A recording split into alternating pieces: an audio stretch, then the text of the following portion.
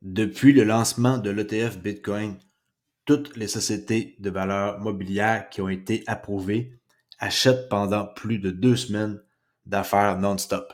Clairement, ils savent bientôt qu'une réglementation stable sur les pièces en stablecoins arrive cette année. Des milliards de tokenisations arriveront. Alors, regardez cette vidéo, attention, elle est assez bruyante, ok? Je vais partir d'avance.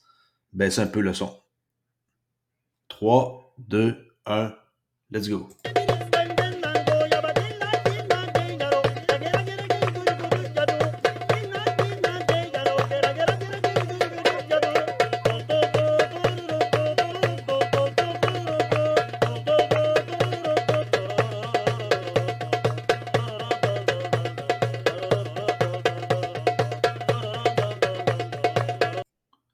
OK. Alors, on peut voir que iBit, c'est BlackRock. Ils ont acheté 45 387 Bitcoin. FBTC, c'est Fidélité, 40 000. ARC ici, 12 000. BitB ici, 12 000. OK. Là, les autres, là. Mais regardez, 45 000 en 2 semaines. Imaginez dans une année combien il va en avoir. Alors, cette vidéo-là, elle va être positive sur toutes des petites séquences de vidéos que j'ai trouvées. Ça va être facile aussi d'écoute. Alors, let's go. Si vous ne me connaissez pas, Crypto Ali, le seul YouTuber canadien, québécois, qui parle en français, qui fait des vidéos sur XRP. Okay, je ne connais pas personne d'autre qui fait ça chaque jour. Je suis pas mal le seul depuis 3 ans. OK, abonnez-vous si ce n'est pas déjà fait. Capitalisation boursière des marchés de la crypto, 1,693 trilliards de dollars. Bitcoin toujours dominant à 48,5, Ethereum 16,1. Gaz pas cher, que je parle plus, là, mais bon, 13, ça vaut la peine de le dire. Bitcoin qui est 4,4% d'augmentation. Est-ce qu'on a pogné le deep à 39 000? Est-ce que c'était le bottom? On va voir. XRP a monté aussi un peu de 3,6%. La charte d'ailleurs, elle est ici. Ah, ça c'est hier, qu'est-ce que j'ai montré? Possibilité d'achat ici dans les eaux de 50 centimes. J'espère que vous avez acheté le bottom. Et j'avais dit qu'on pouvait prendre profit environ ici sur la ligne pointillée. Quelqu'un qui veut faire un quick buck là, de 2 cents. Okay? Des fois, ça vaut la peine. Juste une ou 2 cents, qu'on en possède beaucoup, puis on rachète, puis on vend comme ça. Il y en a qui ça les intéresse, ben j'en parle. Okay? Si vous voulez en savoir plus, ben vous venez sur mon forum Discord. J'ai un forum de crypto, bien entendu, Crypto Oli, et aussi un forum qui s'appelle Trader Oli, avec des salons et du matériel gratuit. Okay? Venez faire un tour si le trading vous intéresse. N'oubliez pas que pour protéger votre crypto, une clé biométrique comme ça, c'est le top. Mettez votre pouce et votre crypto est en sécurité sur la blockchain. Pas besoin de laisser votre argent sur des sites centralisés tels que Binance et que tout peut arriver. On a vu ça avec FTX, qu'est-ce qui est arrivé, ça a fermé leur porte. Alors 129 au lieu de 160, sinon 219 au lieu de 318. Pour Decent, je suis partenaire avec eux. Bon, ok. Voilà une vidéo. Soyez pas choqués. Je sais qu'il y a un paquet de personnes qui sont dans cette situation-là. Je l'étais aussi là-dedans.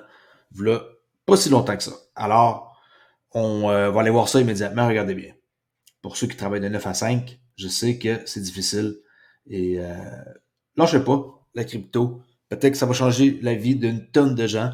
Et si vous êtes dans XRP et des projets qui ont du sens et de l'utilité, ben ça pourrait changer votre vie.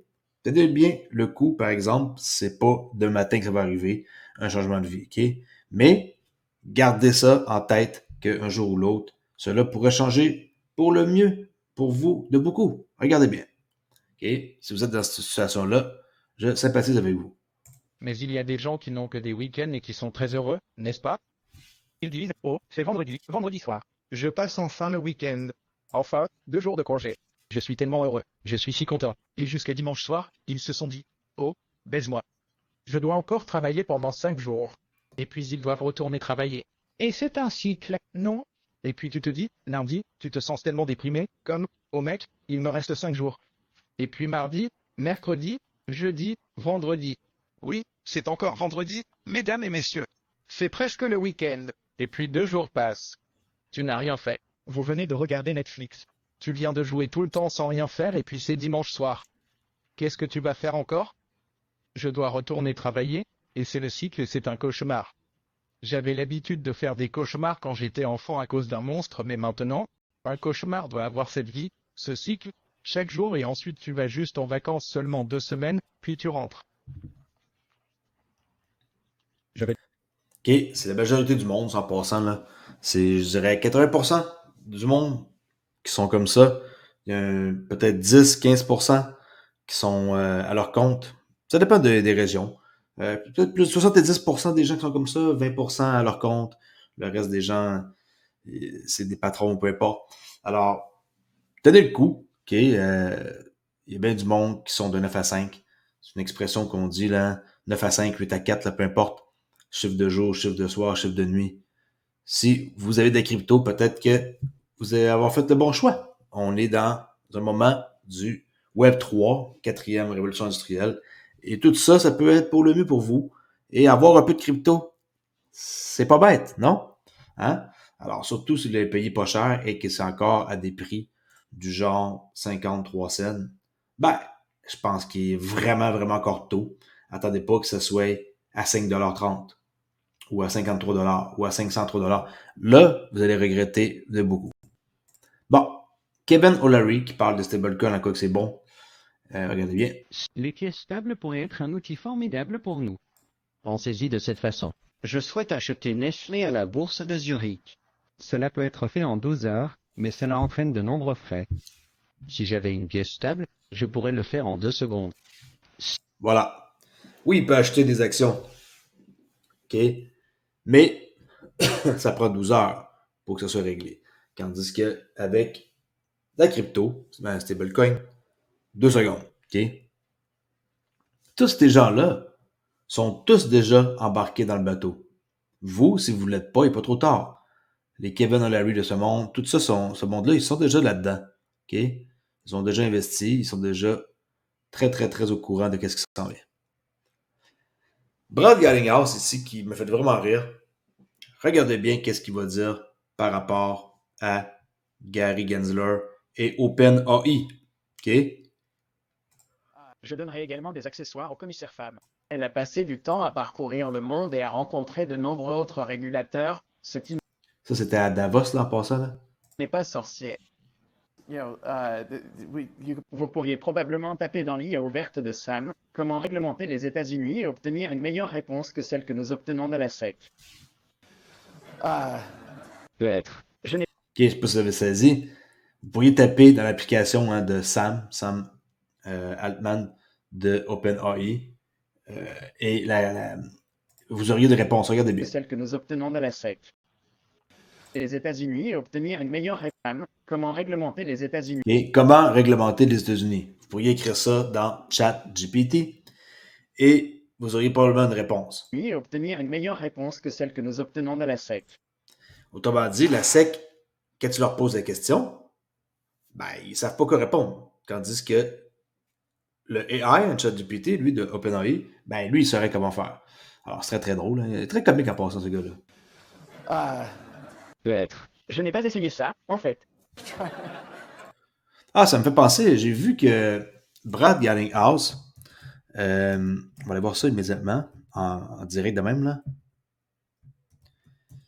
Il vendait sa maison de 18 millions de dollars. On va aller voir si c'est vrai, là.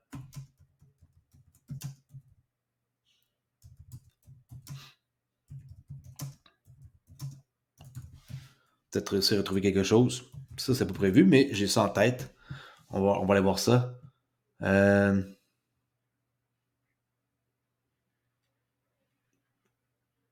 Je vois pas rien ici qui sort. Je pense que c'était à Miami, quelque chose du genre.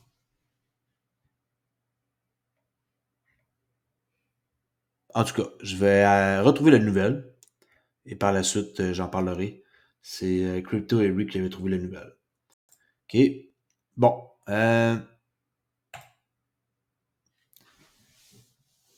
Le Saint Graal d'aujourd'hui, ce sont les actifs numériques. Pas de conseils financiers. Faites vos propres recherches. Regardez bien. Voici la dernière partie que je connais à travers tous les chiffres. Juste pour que vous ayez une idée pour tout le monde à la maison. Si vous mettiez $1 million il y a 35 ans en bourse S&P à 9,2%, cela vaut $26 millions aujourd'hui si vous n'avez jamais rien fait avec. Si vous le mettez dans le même capital investissement à 14,2, cela fait 139 millions de dollars pour la même période et le même montant d'argent. Voici la Alright. OK. Plus besoin de l'introduire, cet homme-là. Vous le connaissez sûrement, j'espère. Juste un petit rappel du début du jeu qu'on appelle Aquatic XRP. On est très, très, très peu de personnes dans le monde à en posséder. Et vous pouvez voir en arrière de lui qu'il y a comme, mettons ça, c'est tout le monde entier. Là, en bleu, on va voir que c'est la crypto, qui est encore très comme jeune par rapport au monde. Et on va voir un petit point rouge tout petit. Et ce petit point rouge-là, c'est seulement 5 millions de détenteurs qui ont des portefeuilles d'actifs de XRP. Alors, regardez bien. Et là-dessus, il y a du monde qui en ont 3 à 4 portefeuilles. C'est vraiment intéressant. Il fait des bonnes vidéos, ce gars-là. Regardez. Ceci est une visualisation de notre avance. Imaginez que vous soyez le monde entier ici. Et si nous zoomons au maximum, cette partie bleue ici représente le nombre de personnes qui ont entendu parler de la cryptographie. Okay, qui ont entendu parler de la crypto, c'est en bleu. Le vert correspond au nombre de personnes possédant des crypto-monnaies, le jaune au nombre de personnes qui ont entendu. OK, fait entendu parler, qui possèdent la crypto, c'était en vert. J'avais dit le contraire, en bleu, là. Fait qu'en bleu, qui ont entendu parler de la crypto. En vert, qui en possèdent. Entendu parler du XRP et tout au-delà, ce petit point. Et le petit point rouge qu'on a vu. OK, il va l'expliquer, peut-être, là. Nombre de personnes possédant des crypto-monnaies, le jaune au nombre de personnes qui ont entendu parler du XRP et tout. OK, fait entendu parler de crypto en bleu. L'autre ici, c'est qui en possède. En jaune, c'est qui ont entendu parler du XRP puis qui en possèdent. C'est juste un petit point. Fait qu'il n'y a pas grand monde qui possède du XRP dans le monde entier quand on pense à ça. C'est infime, infime, infime. Tout au-delà, ce petit point représente le nombre de personnes possédant du XRP. Qu'on peut voir en gros ici, là. People who have heard, qui est en bleu, qui ont entendu parler. En vert, qui possèdent de la crypto. En jaune, qui ont entendu parler du XRP. Et en rouge, qui possèdent. Okay? Entendu parler puis en posséder, c'est pas pareil, là. Des fois, les gens, ils parlent, ah ouais, je connais le Bitcoin, mais ils en ont pas, là. OK? Fait que c'est pour vous dire qu'on est vraiment au début de quelque chose qui est récent quand on pense à ça. Ceux qui ont été chanceux, c'est ceux qui ont rentré quand ils étaient en bas de 0,01, en bas d'une scène. C'est eux les plus chanceux dans l'aventure d'XRP. Et qui, naturellement, ils ont acheté beaucoup et qui gardent. On va aller voir Mariano ici, un trader qui est très populaire, qui parle de l'or, l'argent et la crypto. Quoique Bitcoin, c'est ça qui s'en vient par rapport à l'argent qui va rentrer de les institutions. Et regardez un peu son point de vue, puis comment il réfléchit. Il est surnommé le The Wolf of Robin Hood, là. C'est comme un trader qui est très, très, très bon. Regardez. Je veux vous poser une question sur l'or et l'argent. Alors vous achetez. Achetez-vous de l'or ici ou vous sentez-vous satisfait de ce que vous avez? Je n'ai pas acheté plus d'or. Si je vous montre ça, c'est parce que quand on commence à voir les personnes d'importance, les gens qui sont connus parler de crypto, c'est en train d'arriver. L'adoption est en train de se faire. OK? Ou d'argent depuis longtemps. J'achète de l'argent depuis qu'il coûte environ 8 dollars et de l'or depuis qu'il coûte peut-être 700, peut-être environ 700 dollars. J'ai donc constitué une assez bonne réserve de ce genre de choses. En ce moment, je me sens plutôt bien avec ce que j'ai. Je cherche à acheter davantage sur ce marché en ce moment, à m'impliquer davantage dans les crypto-monnaies ici. OK? Il veut s'impliquer davantage dans les crypto-monnaies. Je pense que les gens en ont besoin dans leur portefeuille. C'est un peu. Bitcoin est fondamentalement où vous aimez. Qu'est-ce que vous aimez dans les cryptos? Je veux dire, à quoi pensent toujours les gens quand ils entendent ce mot? Ils pensent à peu près à une chose et ils pensent au Bitcoin. Bah, quand les gens entendent le mot crypto, la première affaire qu'ils pensent dans leur tête, on se le cachera pas, c'est Bitcoin. Il n'y a personne qui va nous dire XRP, là. On est très chanceux. Ethereum, OK, ouais, un peu. Mais c'est Bitcoin qui est le mot et la crypto la plus connue, là, Même probablement, je dirais ça à mes parents, puis ils nommeraient sûrement la bonne réponse, là. Parce qu'ils en parlent maintenant à la télévision, ils nous montrent le prix à chaque soir, là. OK? Surtout maintenant avec cet ETF Bitcoin, cet ETF spot Et là, avec les ETF, c'est pas de Bitcoin. C'est là que Pierre Jean-Jacques va connaître ça. qui vient de sortir, il va attirer beaucoup plus d'attention, je pense, dans Bitcoin ici.